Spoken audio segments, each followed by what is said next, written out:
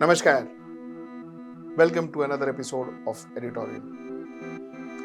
An organization in US of A, that is United States of America, that is USCIRF, which means United States Commission on International Religious Freedom, has said that there is increase in abuse against religious minority in India. They say that India is growing intolerant against their religious minorities. Ministry of External Affairs said, "ऐसा कुछ नहीं है. This is all mallified." Let's talk about it. Let's get right to the show. Okay, so in this editorial, we will look at both sides. Because always we have seen that an international body comes and criticizes India. Predominantly when it comes to religious tolerance. Predominantly when it comes to the way we handle our minorities. International body, especially United States body. No, actually, even I think bodies from Australia has criticized us, but theek hai. International bodies comes and criticizes us. And our reaction is, you have got mallified interest. तुम्हारा खुद का देखो. This is what our reaction normally is. ठीक है ना? So this time also situation is not very different. It is similar. But this time, let you and us, the both of us, let us sit and see both sides. ठीक है ना? And let us take a decision as to who is right and who is wrong. ठीक है? So let's do it that way. So first, let's look at it from USCIRF perspective. USCIRF, like I told you, is the US Commission on International Religious Freedom. These guys say that there is increase in abuse against religious minority in India. That is what these people say. They also went on to say that they recommend that India is designated as a country of particular concern due to severe violation of religious freedom. Bhai, these allegations are very serious. They said, boss, the religious intolerance is increasing, so we should be seeing India as a country of particular concern. Are they completely wrong? Let's first, like I told you, look at the USCIRF perspective. You see, 2 days back, there was a case that happened in a court in Uttar Pradesh, Rai Bareilly. In this particular case, a Muslim man, he got life imprisonment in a case of rape after finding that he had deceived the victim by presenting himself as a Hindu, got married to the girl, presenting himself as a Hindu, and then the girl found out that he was not a Hindu, he deceived. And he married her and obviously had conjugal relation with her. Does he deserve a life imprisonment? 100% he does. To my mind, he does. To my mind, justice was served. But the problem is not that. The problem is what happens after that. You see, the additional session judge, Ravi Kumar Divakar, commented on what he termed as love jihad and remarked that Muslim men systematically target Hindu women for conversion to Islam through marriage by pretending to love them. He says, in simple words, love jihad is the practice of Muslim men to convert women from non-Muslim communities to Islam by pretending to love them and marrying them. Illegal conversion through love jihad are carried out by some anarchist elements of particular religion or are made to do so or are involved in a conspiracy. If the Indian government does not stop illegal conversion through love jihad in the time, then the country may have to face serious consequences in the future. This is what the court said. This is what a judge said. Now the fact is, the man lied to a woman, got married to her, lived with her, and he was accused of rape. He was convicted of rape, was given life imprisonment. Absolutely correct. Absolutely correct. But the question of love jihad, where it comes from? Where does this question of love jihad comes from? I'll tell you. You see, where does all this proof comes from? That Muslim men wants to marry Hindu women and then they want to convert them and then they want to make them into Muslims. Where does all this come from? Because I know of a lot of cases where Hindu men have married Muslim women. Most of them are living very happily. No problem.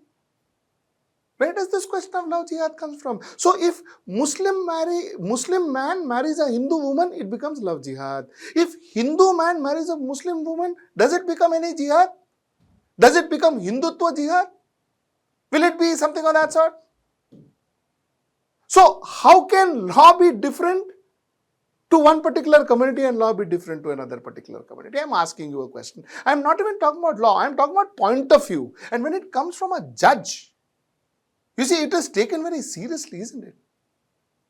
Secondly, the parliament and the then home minister had told the Lok Sabha that the government is not aware of any love jihad. This happened in 2020.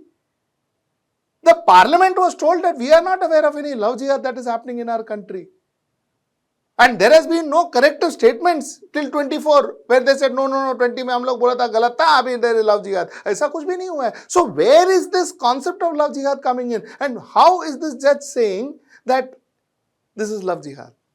Again I say, the conviction absolutely bang on, justice delivered, but mixing it with a complete community.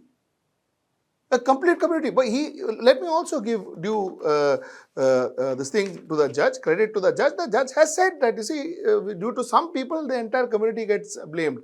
That also he has mentioned. But the point that I am trying to make is giving such terms as love jihad a stamp of endorsement by a judiciary.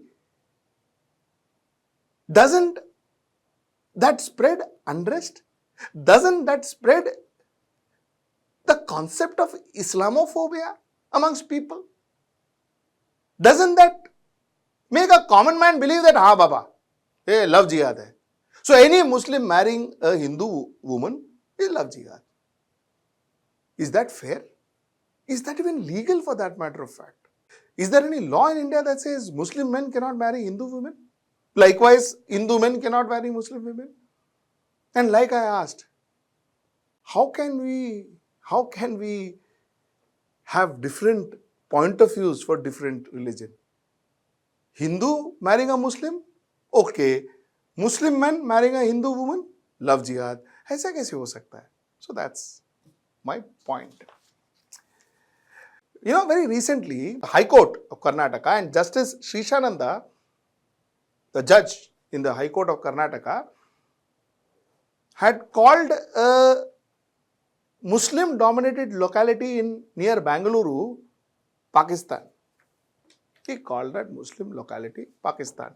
And the Supreme Court took objection to it. The Supreme Court rebuked the High Court judge and said, can't call parts of India Pakistan. You can't do that. A judge is a person who ensures that they are the custodian of the Constitution of India. If that judge starts calling a Muslim-dominated area Pakistan, starts saying that, hey, this Muslim man married this Hindu woman, no, love jihad. Tell me, isn't it obvious that religious intolerance has already spread in this country? Because the judge is saying so. The custodian of the Constitution is saying so. So, a normal आदमी क्या सोचेगा? So, if a body like USCIRF says that there is growing religious intolerance, wouldn't that be fair? There are fringe elements. There are fringe elements from even most of them from the ruling political party who goes and abuses, says, I will catch Muslims and beat them, I will get into mosques and trouble Muslims. All this is happening, but then chalo, I will say it is fringe elements, hota hai, happening. But when judges, when people sitting in constitutional positions, and that to such senior constitutional position, such powerful constitutional position, acts like this, what do you say? How are you going to say that USCIRF is wrong? So this is one end of the story. This is the USCIRF story. Now let us look at it from the Ministry of External Affairs. You see, the Ministry of External Affairs said that we would urge USCIRF to from such agenda-driven efforts. The USCIRF would be also well advised to utilize its time more productively on addressing human rights issue in United States, Baba. So, Ministry of External Affairs says, look into your own state. खुद का देखो यार, गरेबा में जाके देखो. You are see what is happening in your own country and then talk to us. This is what Ministry of External Affairs India told the USCIRF. Is there a fact to that? Actually, yes. You see, there is a report, again, let's all go with research report and all of that so that, we don't talk based on our opinions. So, there is a research done by Pew Research Center which says that after George Floyd's murder, you remember George Floyd? Black Lives Matters movement? You remember that movement? Now, after George Floyd's murder, half of Americans expected policy change to address racial inequality. Because racial inequality in America is a fact. No doubt about it. If religious intolerance in India is a fact, racial inequality in America also is a fact. Now, after George Floyd's murder, they expected some change. Now, lead to major policy changes to address racial inequality. 50% believe that they will bring policies that will bring changes and try and get some equality between the races. 56% believed that these changes that they will get will actually improve their lives. This was year 2020. They actually believed that things will change for them. They actually believed that their country will act, America will act. The blacks in America actually believed that their life may change. 56% hoped that their life will change. But in 2021, increased attention to racial inequality not led to change that are improving black life. 65% said next year, after 1 year, they said nothing, no difference. Things are as is. No difference. So the 56% people who are hoping that there could be a difference in their life, 65% people in the next year said that no difference, it is all the same. You see, equality of black people in the US is a little or not at all likely, is 44%. 44% of America says that, boss, equality and all doesn't exist. वो नहीं होएगा. It is not possible. It is either very little or not possible. 44% people said in America that equality is not possible. So when Ministry of External Affairs in India says that, bhai, gareba mein jaake dekho, you look at your own state, yeah, actually, their state is not very good. They too are not in a good state of affair. So while they have reports after reports and particular interest and particular tolerance and all that for other countries, they also need to understand that, look at it, their reports are worse. Their reports are worse. Now let us go to some more research. You see, about 6 in 10 black adults says that racism and police brutality are extremely big problems for black people in US today. 6 in 10 blacks feel that they may be subjected to police brutality. 60%. So what are they talking about India? What are they talking about other countries? You see, racism, they say 63% believe that there is racism in United States. 60% believe that there is police brutality in United States on blacks. 54% believe that there is economic inequality when it comes to blacks in United States. 47% believes that there is affordability problems for healthcare when it comes to black in United States. 46% believes that 46% believes that they limit the black voting, and 40% believes that quality of K-12 schools are limited and bad as far as blacks are concerned. Now you check these parameters and check our Sachar report. उसमें कुछ किसी खास difference नहीं है. There's no much difference. Acha, does two wrong make it right? No. Are we good with our minorities? No. Should we be taking care of our minority? Yes. Should we be looking after them? Yes. Should we be focusing on them? Yes. Should we be working on their welfare? Yes. All that is fine. Should we be stopping such people sitting in such authority and such constitutional authority making such kind of statements in India? Of course, yes.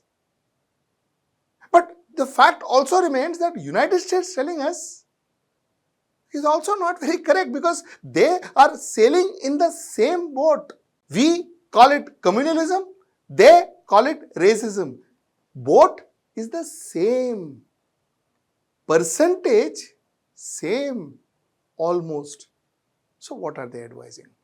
Now, little hope amongst black adults that changes to address racial inequality. The hope currently is very little for black people. For instance, reparations to descendants of people enslaved by US. Reparations matlab to right the wrong, to make amends for whatever the wrong has been done to the descendants of people enslaved in United States.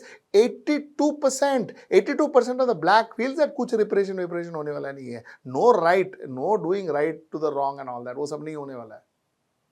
You see, changes to the prison system to treat black people fairly.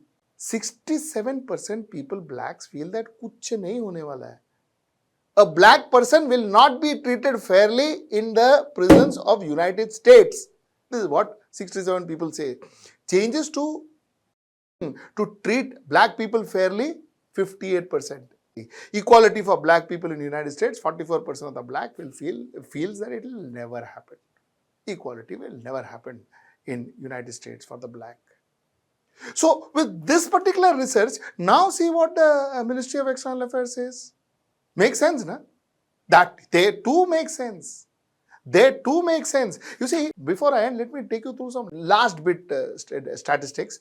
You see, COVID-19 pandemic helped to ease economic condition temporarily, but racial disparities persisted in access to adequate health care, water, education, employment and housing.